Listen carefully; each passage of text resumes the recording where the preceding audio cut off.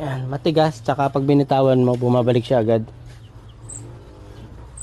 Yan ang pagkakaiba ng bago sa luma. Shock na ikakabit natin, KYB. Tagas na talaga yung shock natin dito sa likuran. Masyado na siyang matalbog. Nangyari kasi ngayon, hindi na kayang pigilan ng shock. Yung bounce, kada kaldag is tumatalon. Dapat kasi ang shock natin, siya yung pumipigil ng pagbalik ng spring natin. Wala na, gastado na yung shock natin, bumabalik na lang ganun. Kaya ang siste, talbog tayo ng talbog.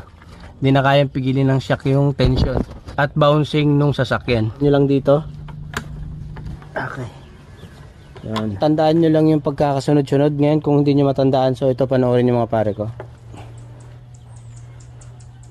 Magiging placement ng shock natin. So ito yung bali nasa likod. Okay. Kakabit na natin ito ng 19mm. At yun, tapos na tayo.